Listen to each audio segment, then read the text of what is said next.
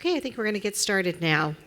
So first of all, please join me in thanking Supervisor Gore and our first panelists for their valuable insights. On this next panel, we will focus on disaster mitigation and funding strategies. As you're probably aware, there have been a huge public safety power shutoff initiated in much of the Northern California areas, and this PSPS event is expected to impact 800,000 residents. Many of our invited panelists work directly in disaster preparedness and response and were called to duty to help respond to this massive event. Our panel was originally slated to include OES Director Eric Lamoureux and OES State Hazard Mitigation Officer Jen Hogan. Both were hard at work at helping OES coordinate a response to this ongoing PSPS event.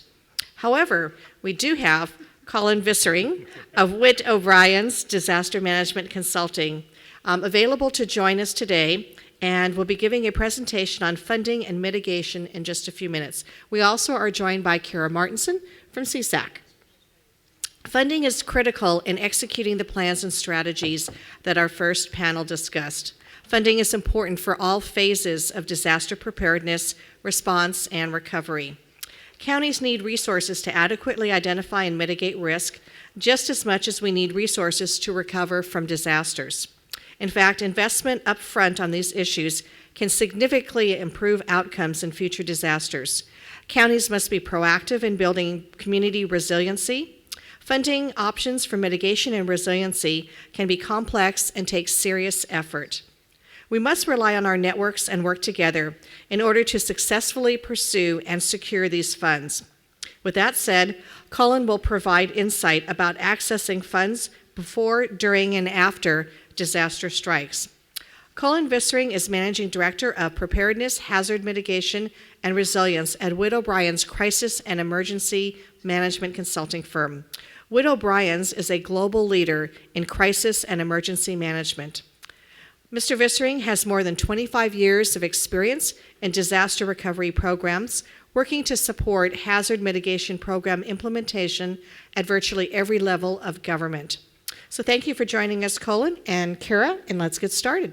Good morning, everybody. How are you? Good. Everybody okay? Get your coffee, take a bathroom break? Yes. All right, you are allowed to get up and go while I'm here. So yeah, 25 years, God, that sounds like a long time. I was in the Navy first, okay, and that's sort of what kicked in the whole disaster thing, because I was in the Philippines when Mount Pinatubo erupted, and I was involved in the evacuation of that, and God damn, this is a great thing to do. You know, it makes you feel good when you're saving people and animals and families.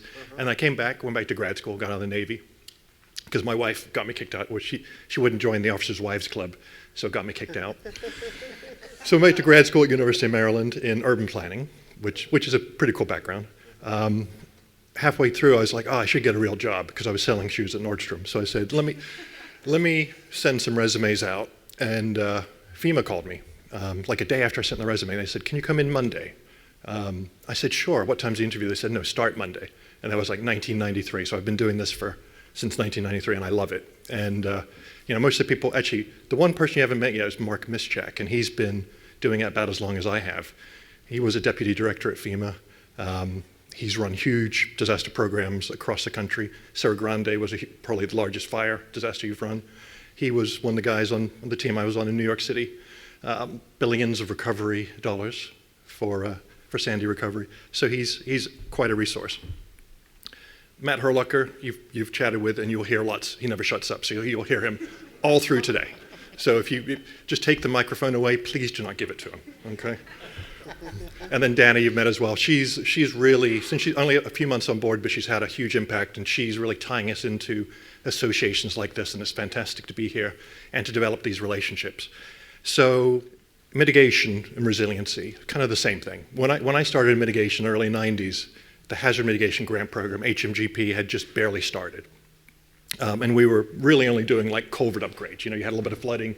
Oh, we got a 36-inch culvert, let's put a 48-inch. That was mitigation. Where we are today, we're in the literally billions of dollars of funding at the state level. And just a quick overview too, I've got only about 10 slides, so it's not going to be too painful, and I can whip through them as quickly as we need to, because I think it's more important for that next 20 minutes or 30 minutes between us to kind of engage, because our resources is knowing the FEMA programs. We wrote a lot of the FEMA programs. You know, I helped with the buyout and acquisition program. I helped put all the guidance together for mitigation planning requirements. So we as our team know what FEMA requires. And so we can be advocates at the state level or at your level. When someone from FEMA who's been working there for 6 months says, you can't do this, we're like, well, you actually can, and this is how you do it. That's where our value is, and that's kind of what I want to talk through today. But to get everyone to the same level playing field, let me talk through some of the programs. So I'm going to go through the main federal programs that you'll probably see, both pre and post disaster. And there's some big changes happening right now. So it's an exciting time to talk about this. HMGP, Hazard Mitigation Grant Program, that historically over the last 25, 30 years has been the big dollar amount for hazard mitigation at the federal level. Okay, and it's 15% of the total federal funding of public assistance, which is what goes to repair all the public facilities, individual assistance, which is what goes to individuals and homeowners. Take that pot and a few other things, and 15% of it goes to this HMGP pot. Is there anyone here who's doesn't or has not ever worked or heard of HMGP? Okay, good. Generally, the advantage is that it's statewide. So the declaration may only be in a couple of counties, but the money's available statewide. It does not have to be tied into the cause of the disaster. So because we had a fire that generated the disaster declaration, we got X amount of hundreds of millions of dollars, we could do all seismic projects if we wanted to. It's generally the governor's office is setting the priorities in a given state, okay? And the state emergency management office, or Cal OES here, are the ones, as the grantee of the money, they're processing the applications. They're working with the governor's office to submit to FEMA what they want funded, okay? So it's really important to have that understanding of how it works. I mean, it's such a pleasure over the last day to hear what you guys have developed at the local level. And mitigation and preparedness is a locally driven thing, okay? But unless we're engaged with the state, knowing that what their priorities are going to be and that we can fit in those priorities, it can be a challenge because we can have a list of great projects and it doesn't make it anywhere, okay? The DRRA was the Disaster, Recovery Reform Act of last year. A lot of great changes. The big one of which related to fires is that they added a lot of grants and eligible activities under the fire list. So it really expanded what we can do with hazard mitigation grant and fire mitigation grant money. Okay, so all kinds of vegetative management and clearing and replanting and stuff that would really work for us. It also upped the amount of management costs, okay, that both the state and subgrantees can get. And this is huge because before, of the total disaster, there used to be only about 4.89%. The state would get that money to kind of manage it. They could hire contractors, hire staff, get equipment to manage these grant programs. The states rarely sent that money further down. They usually kept it and expanded, which is appropriate, hired contractors like us or equivalent. Now there's 10% goes to the state and 5% can go to grantees. So for every $1 million of a project you guys submit, on top of that, not out of your project costs, on top of that, you guys should have $50,000 to manage that. So you could hire a staff person, hire a contractor, do whatever you want to manage those. So it's an incredibly great piece of funding that FEMA's come up with, and this was part of the DRRA as well. So it's, in the Virgin Islands right now, we're having to go back to every single project of $230 million that we developed over the last year and add that 5% to every project. So it's an incredibly huge amount of money. Yeah, it's fantastic. So something to know. That's kind of the key. Hazard mitigation, again, the component of it is long-term, cost-effective solutions, right, to reduce future damages. And I'll talk a little bit more down the road. There's a lot of the FEMA has a list of activities. We can be super creative within that list, okay, of what we want to do. I want to mention HUD because they've become a superpower in this world as well over the last couple of years. Literally billions of dollars. I think the Federal Register release a month or two ago was close to $7 billion, right, of HUD, CDBG, DR, which relates to disasters. And this is for unmet needs, and there's some different requirements from FEMA as far as demographics and focus of impact areas. But basically, it's going hand in hand. And the latest batch of this $7 billion plus, is titled CDBG MIT. And their HUD is putting requirements on this money that's very similar to HMGP, even with benefit cost analysis, risk assessment, consistency with mitigation plans. So the key here, and I'll talk about this in a bit, is to be tied in with whoever's doing your HUD, managing your HUD programs. You guys who are doing FEMA programs need to be tied together, collaborate so we don't duplicate and maximize those opportunities. PA 406 mitigation, okay? Again, public assistance, those are, when post-disaster, when FEMA swarms in with their blue coats, most of those guys are out doing site assessments and trying to fight the state and locals on how much money you get for repairing public infrastructure and buildings. One component of that is money we can add on top of that damage replacement to do mitigation. Again, this is damaged public facilities. But as a good example, I've got a project where we're looking at power, composite poles, and undergrounding. And on top of just the repair of power to do this extra mitigation, we're getting $400 million of 406. And there's no limit on this pot. Okay, HMGP is a limited pot of money, is competitive across the state, is prioritized by the state. 406 mitigation there's no limit on it. The challenge is having the right FEMA management team there that's open and willing to be flexible, to do the assessments, and to identify the funding, okay? So that's the key part. PDM, pre-disaster mitigation, okay? This is the part that's not post-disaster, this is pre-disaster annual appropriations.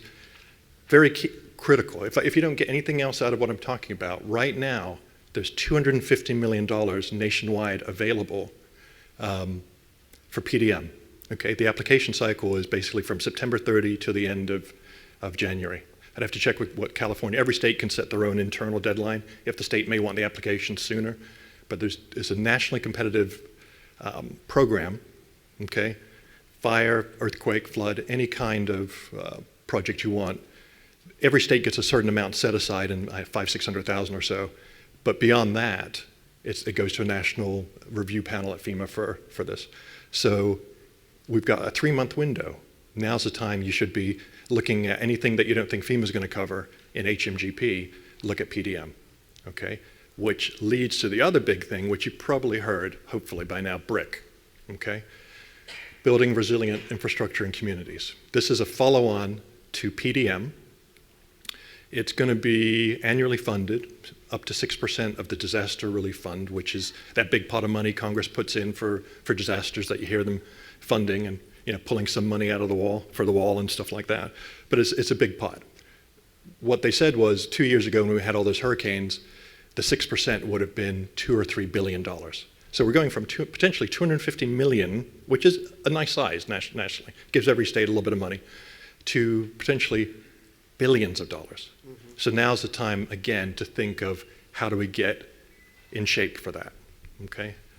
That's a quick overview. Is that okay as far as a quick overview? We could talk more later. Mark. Colin, if you don't mind, one of the things that I know Colin's, he is the expert on all of these things. But what I wanted to point out is if you notice some differences between these types of funding that are really critical, right? There are portions of this funding that are non-competitive and without limitation dollar-wise. So being able to know what they are and how to capitalize on what those opportunities are immediately after event is really critical.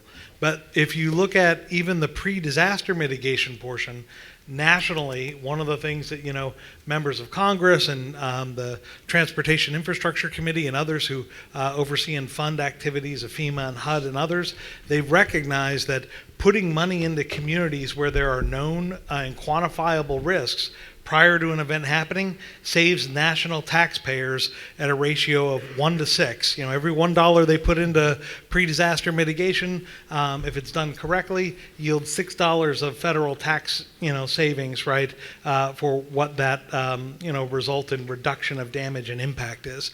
And so, the PDM dollars, PDM is not a new program. It's been around for a long time. Typically winds up being funded at 20 million to 25 million a year. So this year was 10 times that number. And with BRIC coming out next year and the potential that it could be numbers as high as 2 billion shows you what that level of commitment is. So one of the things I would just say is the differences between what's competitive and non-competitive, what's available immediately at the time whenever FEMA comes to town, and prior to you doing construction on the projects that you have when you have things that are impacted is important to know. But if you have projects even now that you're aware of that you believe represent reduction of risk that is specific to your communities, and you're not sure which of these makes the most sense, just talk to somebody like Colin. He knows the differences between them. He'll tell you which ones of these are still available and where you can probably make your best argument for funding. So, as sponsors with CSAC, we're here. We want to provide that kind of advice. So don't forget this guy. Feel free to hit him up anytime you want. Yeah, So. no, thank you, Mark. And that's true. And we do have some materials back of the table in the middle where I was sitting, so feel free to take those, and it has some of our names and contact info. But as part of this relationship, we're available for an email or a call to kind of give you some advice as part of this relationship. Could I just, Chris Gibson, can we confirm that PDM is not tied to the post-disaster universe? It has no relationship to the post-disaster. Because there's no small amount of irony that the hazard mitigation grant program is post-disaster. That seems funny. But PDM requires a local hazard mitigation plan. Virtually everything requires a local hazard mitigation plan, and I'm pretty sure Sonoma is underway with their update. I asked the gal who gave the presentation yesterday, which was fantastic, with all that sort of risk analysis and data, and she said that's being fed into the ongoing mitigation plan update. So critical to have, and I'll talk about that in a minute. Mitigation plan is critical to have, and a good one. Colin, if I may, I'm up here up front. Don't make it look. All right, where's that voice? Where's that coming voice from? The local hazard mitigation plans. This is a great reminder to everybody here. Is that in every county. You're required to have one if you're going to get this, be eligible for anything, not just this funding, but anything. Anything FEMA-wise. One of the things that we're looking at now is doing it as a multi-jurisdictional local hazard mitigation plan. Yep. So you can imagine the county of Sonoma might have one, but now we're trying to say, how do we partner with our tribes? Okay, it's a great way to work with your tribes instead of deal on trust issues forever and a day, because actually tribes qualify very high for funding, and if you can find ways that can deal with areas, you can actually bind together this in a much more direct way. Yep. Additionally, maybe a little later this afternoon, you might hear a little bit of this with Sonoma Water, our utility that we oversee as well.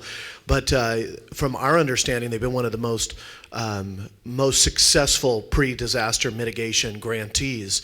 Gotten a series of PDM grants, upwards of $13 million total for isolation valves on our water system. So you can imagine you have an earthquake; it's going to shake up all your water pipes, break it off, and you'll drain out. But if you have isolation valves, you can kind of contain and then remanage and wire it. So I mean, for us, it's really exciting because even though it was only 20, 50, then 90, then 120, and it was always based on year-to-year appropriations. Yep. Is what we need to be doing, I think, is working with folks like you to share each other's best lessons so that, not just one county like our water agency puts in a bid, but if that's funded, then we work with somebody like you to put in 20 more. Yeah. You follow what I'm saying? I mean, that's the level of what is not happening right now from my perspective. A lot of people are going through, in all the county worlds, their own procurement, their own cycle. They're not leveraging. They're not taking each other's applications. Like, I don't want especially a county that might not have the same resources that we have, trying to figure out how to write the same applications that we've gotten funded.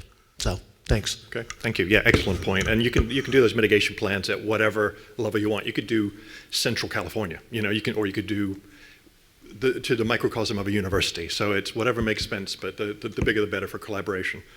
This is cool. This came out yesterday. I don't know how many of you are on the Mitigation Minute email, but FEMA has had some good blogs, some good online info, some good webinars related to some of these programs I'm talking about. So FEMA.gov is a good resource. They send these type of things out. This shows sort of the fire mitigation assistance grants and where that's been going. Very small amounts, but again, it's good that they're expanding the scope of what they're funding. This was some brainstorming I did a few months ago on some other projects, but some of the things that make it easy or hard. And I think a lot to get some of this money. And you guys are in very good shape. Dan and I went to Oklahoma, 3 months ago? And we sat down a couple months ago with a county emergency management team just outside Tulsa. And in talking to some of these programs, and there was only half a dozen of them total, including probably the front desk assistant.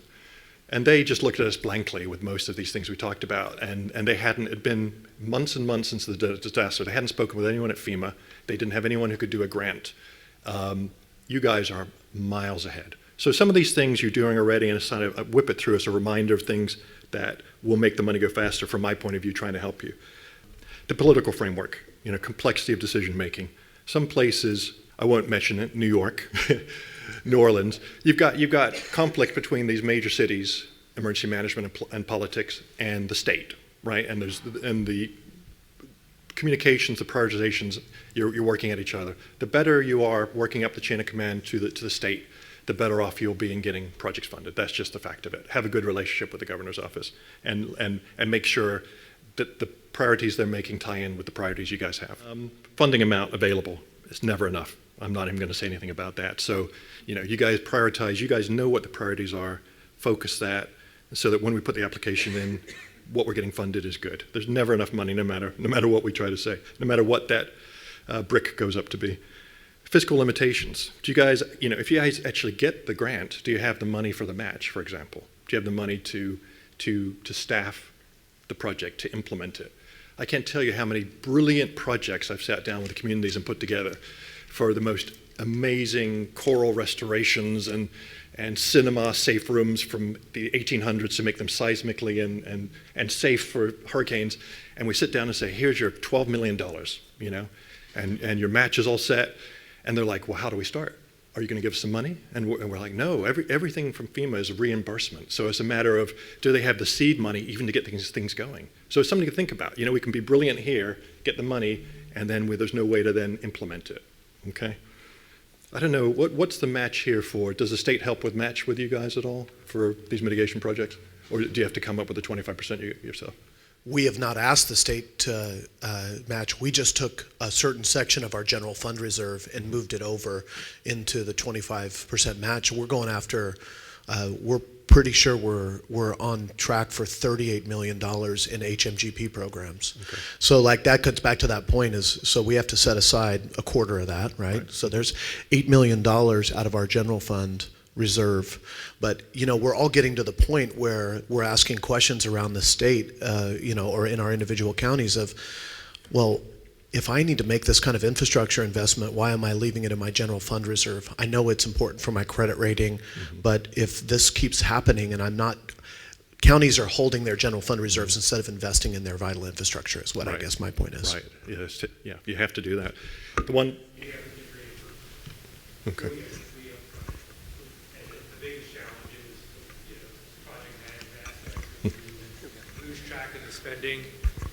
If we lose track of the spending and we're not doing a good accountability, especially if you have staff turnover, a lot of times we're leaving money on the table.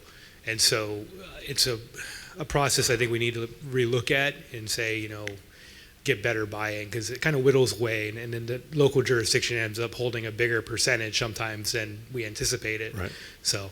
Yep, very good point. Thank you. One of the big things about projects across these borders is, are they technically feasible? And your geography and topography will relate to what you can actually do. A lot of times FEMA will rate things lower because the project just doesn't seem to work. It's not that effective. So that's critical. You guys are on top of that. Human resources we're sort of talking about. Do you have the numbers and expertise to develop and implement these projects? Again, something with these increased management costs, we're really trying to pull and build capacity and have some funding outside of your general fund that helps you with this.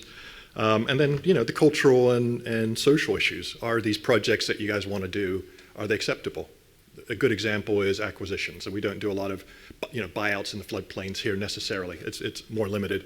But in somewhere like Houston, you've got houses that are $150,000 and you can do 2,000 of them.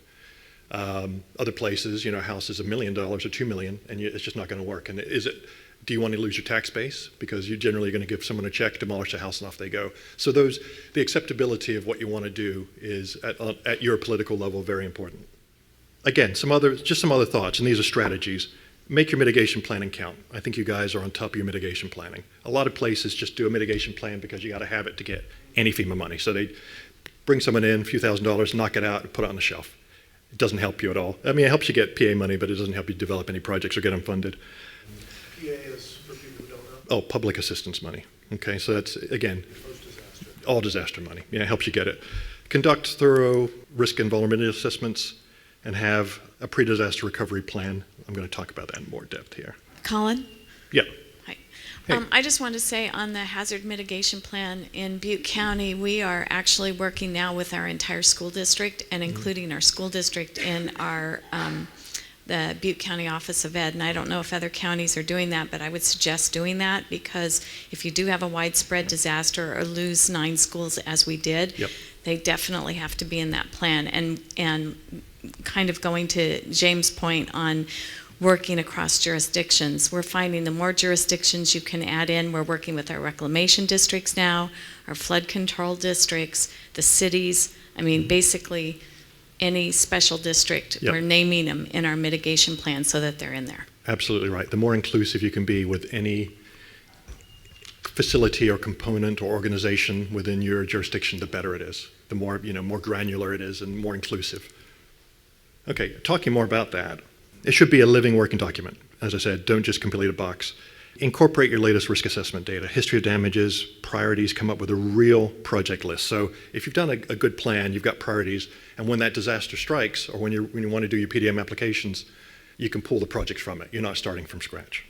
And this ties into what you just said, integrate into other community, either documents or land use and zoning, and other organizations like your school board and school districts to make it really part of the decision-making framework. I'm not going to spend much about risk assessment because you guys are so on top of this that it's a pleasure, but some places just have no idea what their risks are. And all of these FEMA applications are really, the hardest part, honestly, of any of these applications, to be completely honest with you, is the benefit cost analysis. Okay, that's a FEMA requirement.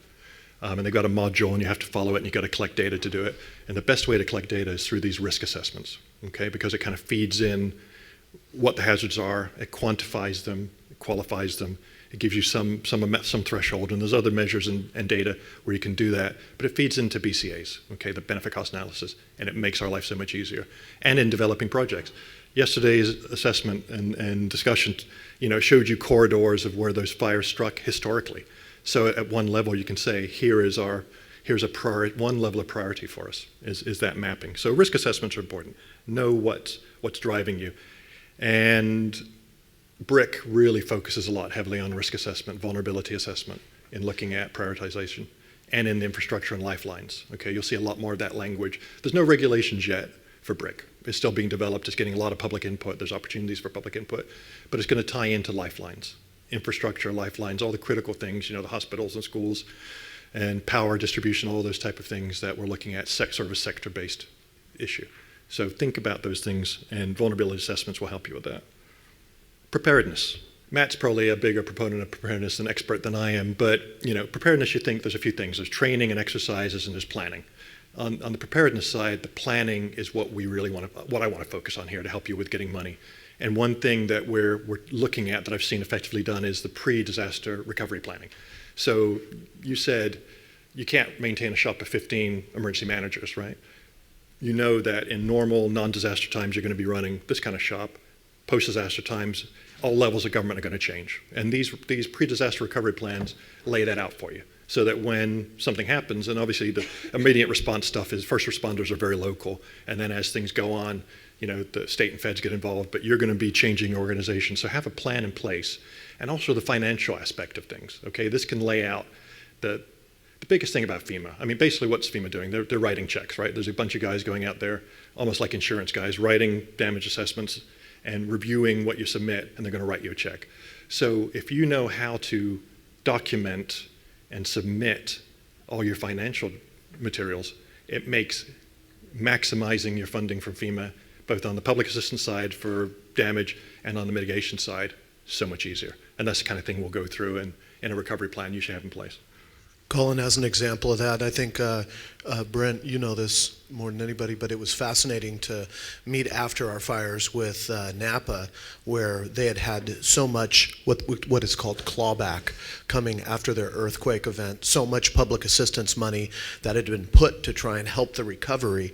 But, and I don't know what the reasoning was, if it was, but it was it's in this weird world where sometimes one company would say, oh, it was because you had a bad consultant that helped you. And another person would say, oh, it's because FEMA gave you too much money and didn't calculate, and then they had to pull it back, but you've already expended it. Real big issue. Yeah. I mean, when we asked having learned that lesson, when we asked our FEMA leads, they said, oh, well, we're running, I don't know if this is true, maybe you can answer this.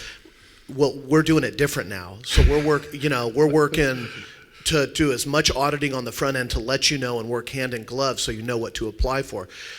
But what that does is it also encounters a different issue. Is that it's one thing to get a presidential disaster declaration that qualifies you for either 75% or 90%, right, for public assistance money. But then what happens is that the amount of stuff that FEMA says is allowable, they might be giving you 90%, but qualifying 20% less projects under that 90%.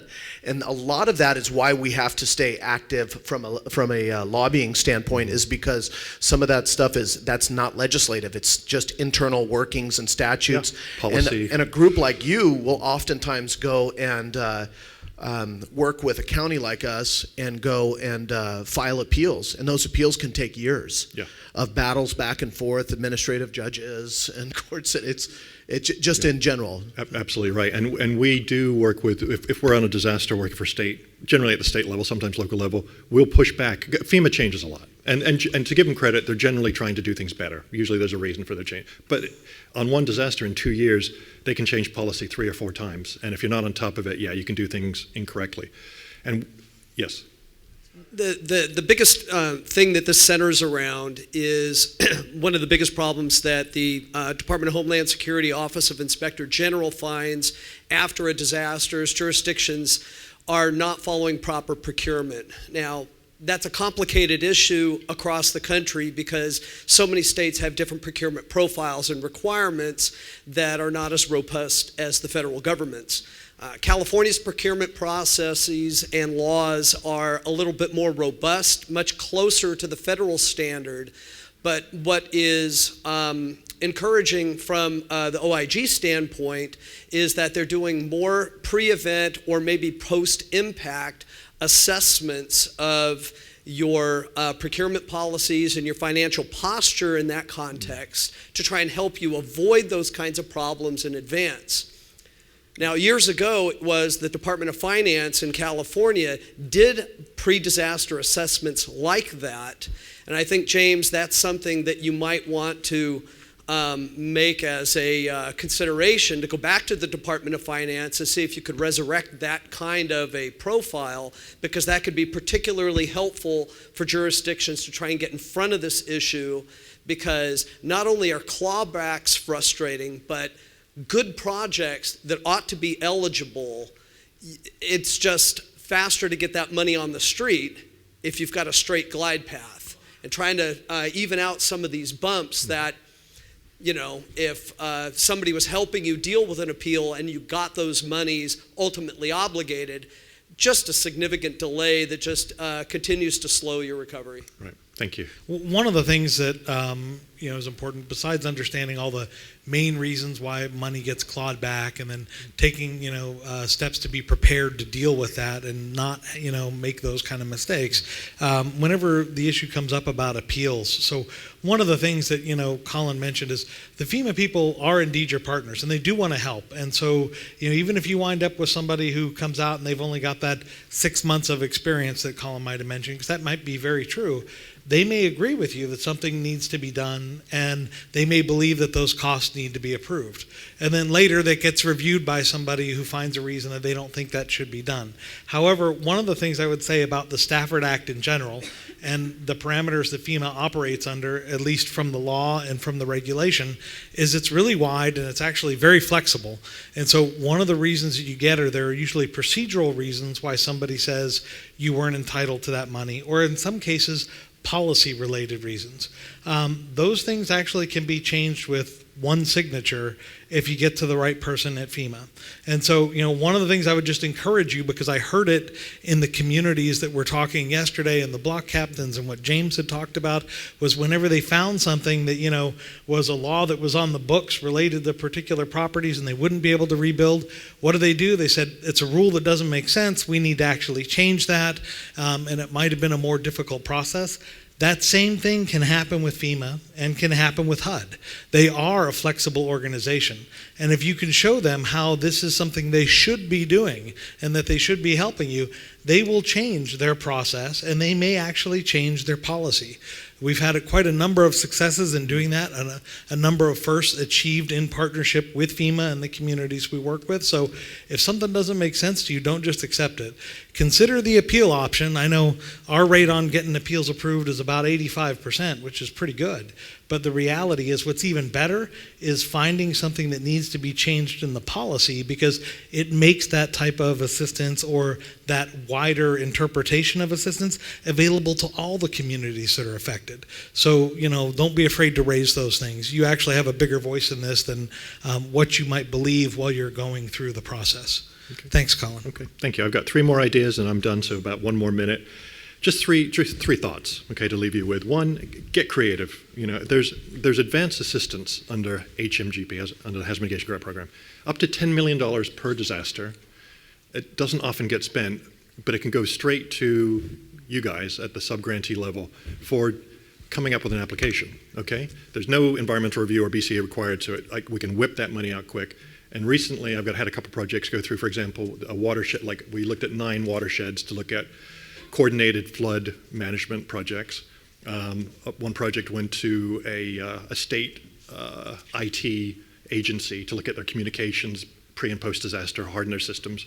Another one was for a design study of a flood wall in Brooklyn, a $100 million project. So we got $2.1 million to do the preliminary design to make sure we had a good project to submit to FEMA. So there's money available to help you guys develop projects where you need the technical help. Focus on fundamentals. What I mean is, let's go for the low-hanging fruit that's going to be a cost-effective and great project to get through quickly.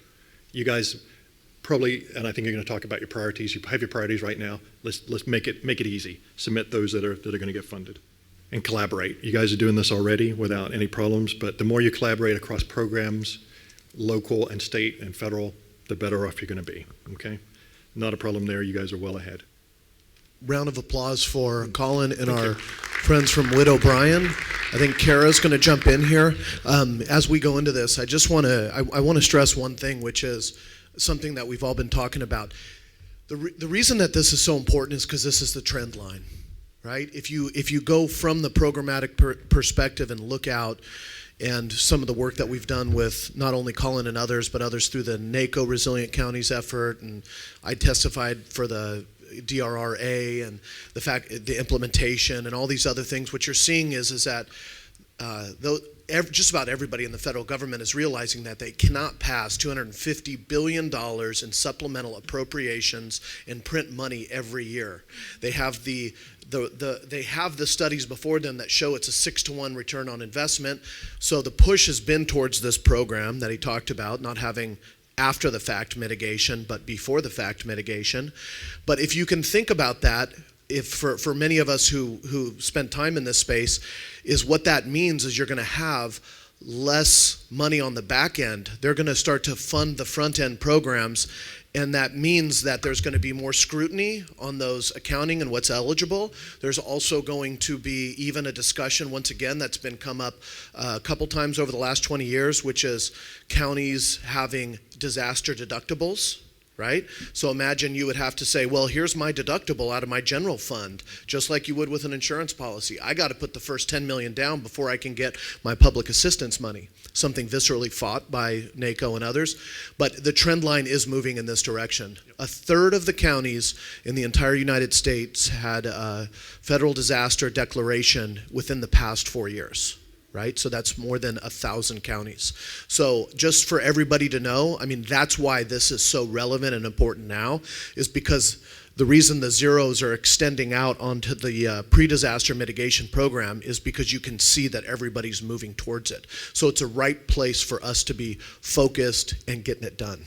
So, Cara, jump in. Great, thank you. Just wanted to spend a couple minutes translating this conversation to what we're doing at CSAC. So thank you, Colin and the Witt O'Brien team. Partners like you are so important for our counties so that they know, the process, the programs, and that they can be competitive for grant dollars. But in addition to that, what we're doing at CSAC, and part of my charge, is advocating within the legislature and with the administration to expand and create new funding sources, but also demonstrating the need at the local level. So I just wanted to provide you a couple examples of what we're doing and how we're doing that. Translating the human experience of not only disaster preparedness, but some of the stories we heard last night and the outcomes after disaster are so important for that storytelling and really getting the attention of your elected representatives. But really, when it comes to funding, one of the critical components of that conversation is data. Tracking your costs, your need, your staffing time, your overtime, and giving this information to us so that we can advocate within the Department of Finance, within budget committees, to really translate that human experience into dollars and cents for local governments. So just an example of some of the challenges and opportunities I think that we're having with a new administration. Keep in mind this governor inherited really the utility liability discussion. The Camp Fire happened just prior to him coming into office. So a lot of this had momentum behind it and really was inherited by him and his administration. So didn't have the experience that the past administration had and really sort of the years behind him. So telling that story and demonstrating that need with him and his staff is really important. And we have encountered some bumps along the way. So on your table, we passed out a letter that we recently drafted, and it was very timely because we're using the example of the public safety power shutoff issue. The governor's budget included $75 million to OES for PSPS events. Now, we had some discussions within budget committees about how much of that funding should go towards state resources versus local resources, but none of those funds have been appropriated yet. And we've been having these conversations that there is a critical partnership that's needed between the state level and their infrastructure redundancy, local needs, and partnerships with the IOUs. But really telling the state budget committees and the administration about what those hard costs are if you're expending general fund resources on backup generators, for instance, or if you're activating your EOCs during these types of events and you're incurring a tremendous amount of staff overtime costs. This is data that is really helpful to us to advocate because those dollars haven't been appropriated yet. And quite frankly, I think there's some discussion about how much we actually need at the local level versus, for instance, the costs of generators for larger state infrastructure systems. So not only telling that human experience, but really having that accurate information to demonstrate the need is also important. Partnerships with other organizations, not just our consulting partners, but nonprofits, as we heard last night, are critically important. But we're also, it's important to demonstrate that as local elected leaders, you're driving those partnerships.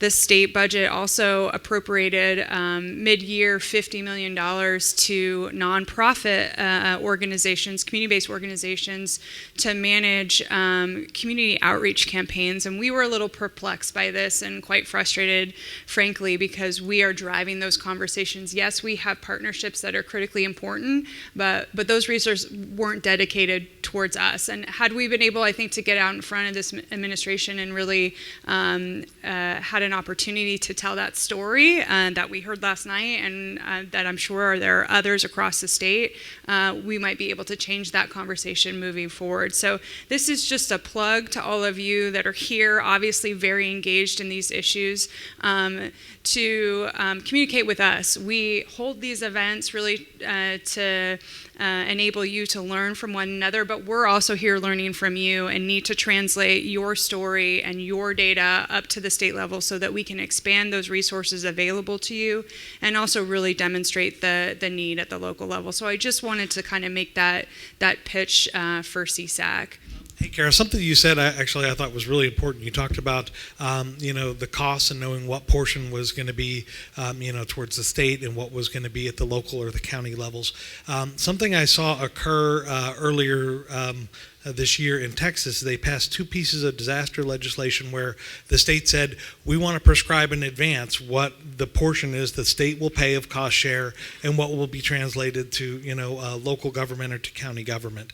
And that put them in a position where not only were they better able to plan for recoveries, but like all this competitive mitigation money that's coming out, it gives the locals an idea of how much in projects should I be trying to bite off because I know what I have to come up with.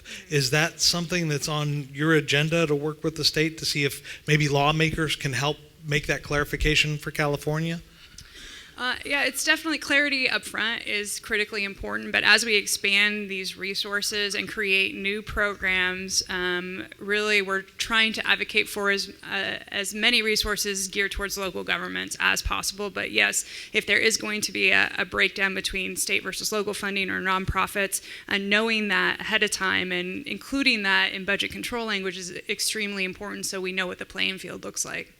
I want to remind folks that, the complexity is paramount. That's why you need to have the right partners, the right consultants and other things, because even things like he was talking about the CDBG mitigation dollars, those are so fluid how they're coming onto the ground. And CDBG can be used as non-federal match, right? I mean, so there's all these things that all of a sudden you're like, oh my God, how do I go after this? And it unfortunately it is not common sense and linear. Thank you. As a small nonprofit, I can relate to Cara, a point that you made earlier.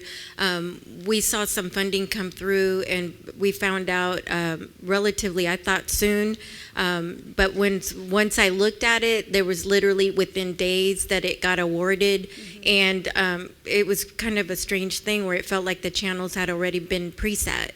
And so as a small nonprofit that's just getting off the ground, oftentimes we don't meet the requirements of, 3 years of financials. We're only 1 year in. So, we'd have to find a parent sponsor. And anyway, we had no chance at that funding. And so when you're trying to gain traction to do the work that you're already doing and funding, it's incredibly difficult. I understand now, one of my first meetings as a nonprofit, the person across the table said to me, chances are you guys will never make it. And their reasoning was the very thing that I'm experiencing. What you're talking about is that when you're small and you're starting, some of this funding, it's inaccessible to us. And during the times that are most critical, when we're trying to set our infrastructure, where we're trying to get an office, get some staff on to actually do the work, to be out in the public. So it's very difficult. So I applaud your efforts to help and to, kind of bridge that gap, because that's what's going to help nonprofits when they're starting actually survive long enough to make a difference. Yeah, and then just building on your comment, that is really one of the reasons we were frankly disappointed to see all of those funds directed specifically to community-based organizations without being funneled towards through local governments and then out potentially to partnerships with nonprofits, because it's the local governments that know which nonprofits within their community can activate certain communities or have expertise in certain areas, but may not be a thriving long-time nonprofit in the area. So allowing local elected leaders to make some of those financial decisions is important from our perspective. Well, case in point, we saw that, what was it, $30 million, $40 million go through the cycle for preparedness and the Listos and like all these programs. And then we, quite honestly, everybody has been asking where have they been during the PSPS preparations and trying to track that down. It's like, don't just take that money and do outreach into an outreach program and have a theory and a strategic plan of how you develop it. It's like, once there's a disaster, where's the mobilization? So anyways, with that being said, we got one more question. Go for it. Brett. You know, I want to maybe more of a comment. I will say you brings up some great points about funding, and the struggle becomes from the emergency management side, explaining to senior leaders, you know, what is the match cost? And then also when that, like I mentioned earlier, when we start losing parts of the funding, the match significantly slides the other direction where locals. So getting them to getting everybody on board with a particular project can be very challenging. What's the cost benefit analysis of it? And then kind of falling into what was just mentioned, one of the biggest struggles I started seeing with long-term recovery groups and local nonprofits was being able to show the benefit of where that individual assistance money was going, because the money trickled right from state into nonprofit hands essentially. And then the board, of course, will want to know, you know, what's the benefit? Where's the value add? Where's the product being developed? And with this most recent round of funding that you just mentioned, the 50 million, 20 million is going right to nonprofits. We're kind of in the same boat where essentially the 1.5 million that Sonoma and Napa is getting going to Catholic Charities really was no defined, like, what's that program going to consist of. So then I'm going to have to explain to our board where that project's going. The projects aren't really developed. They're basically saying you got to spend the money by December 2020. And if you really look at those numbers, that completely dwarfs the amount of funding that the local emergency management grants are. So where we have it control, it's taking I'm not trying to control it. I want to spur the growth organically. But at the same time, when my board comes back to me and says, how did you improve your THIRA, your risk assessment, how did that put us in a better position? Really what it gave me was extra work to do that I'm unfunded for. And they took all the controls. I have no dog in the fight, and I have no, you know, it's almost like I tell my boss, I'm not going to that meeting because that's a state meeting now, right? They should go and do that. And I don't want to be in that position, but I think we should all be aware of, you know, it's kind of like any finance in your personal life, right? If I don't have any of the resources, I really am losing control of what the outcome is going to be. And I can't give you a metric on what the benefit is. I can just tell you that the money's going out and report back to you. Well put. Well put. Well, I think this is exactly the kind of stuff from the solution side that we want to be able to go back and do and set with our lobbying work late this year, early next year, to set the tone for what we need to do. A lot of this stuff is, like in that case, it's not we're asking for more money, we're just asking for there to be some mandatory coordination. 1.5 million to put into readying your community for one organization that we have no idea what they're doing, and we're doing all this work, bootstrapping on thin margins is, and as you say, creates a lot of issues. And so I think that kind of direction is perfect. Thank you.